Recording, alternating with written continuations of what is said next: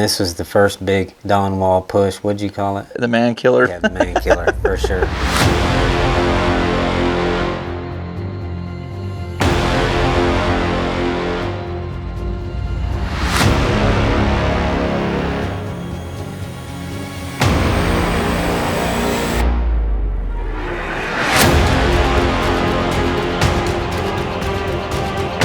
There's about 1,500 head in that pasture, so there was going to be a couple different gathers.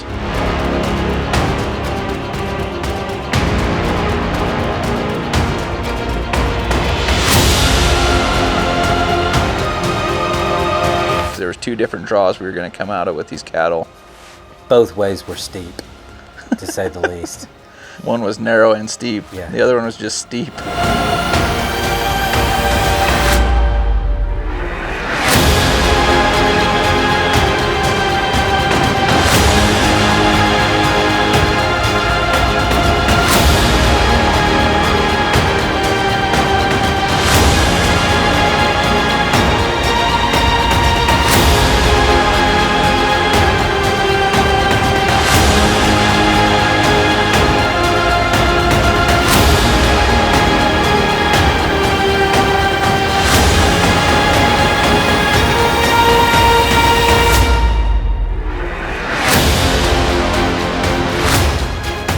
I really didn't know how the push was going to go. I had an idea in my mind, and I could see how it could go good, and I could see how it could go bad.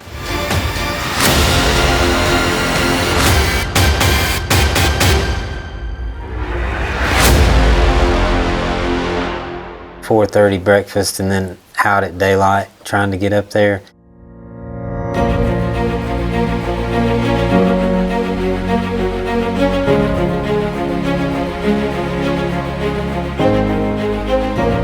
Well, we just grabbed kind of what was in the bottom and what we kind of kept picking up.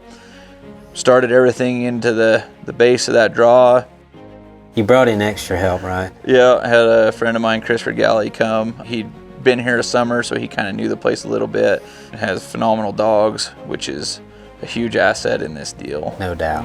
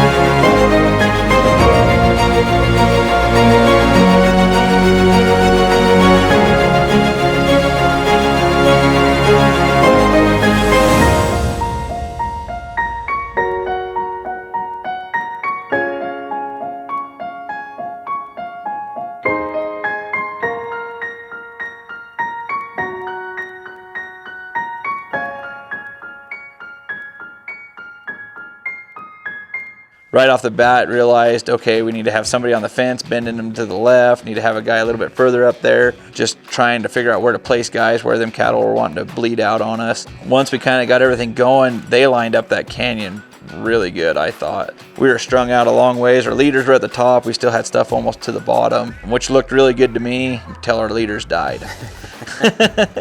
And so they were fairly close to the top, and then they just kind of petered out on us. And then once that happened, it was kind of a mash the rest of the way.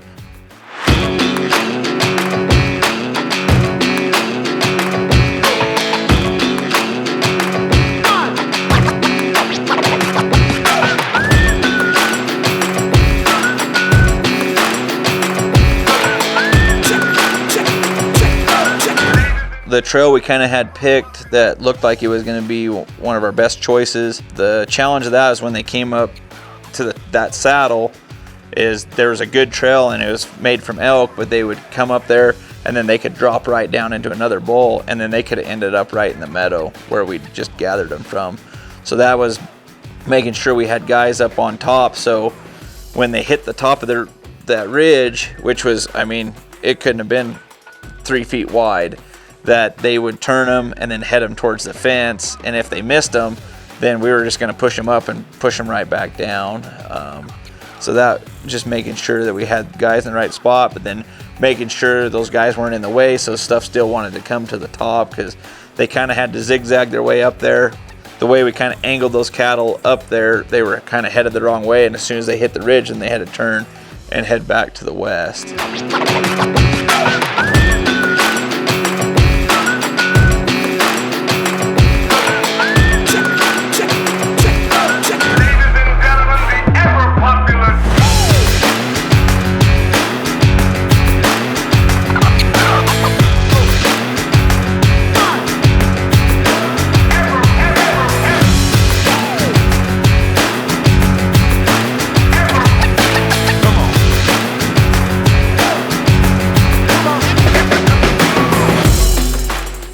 Something that you hadn't mentioned that we could elaborate on, I don't know that we'd have made it to the top without the dogs, yours and Chris's. They were just, I mean, worked hard as, if not harder than anybody. Right, yeah, they more than earned their keep around here, and yeah, it'd be virtually impossible, I think, to do this job without them. I agree.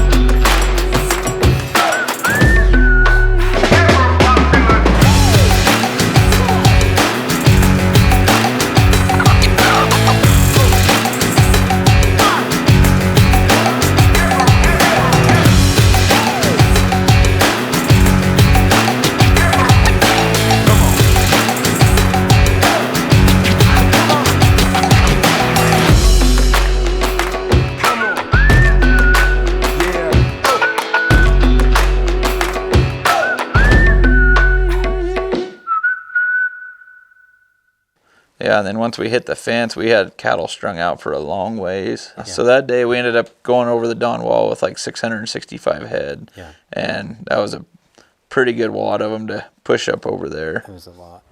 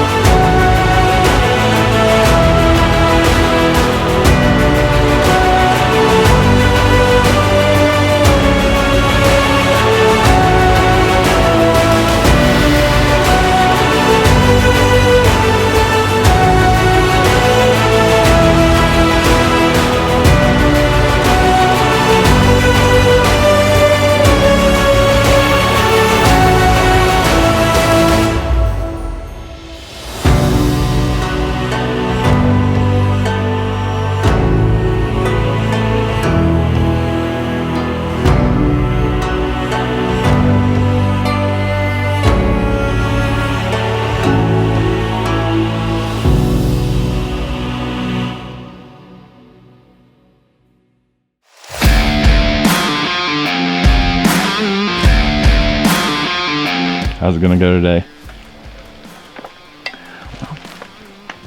I hope it goes pretty good.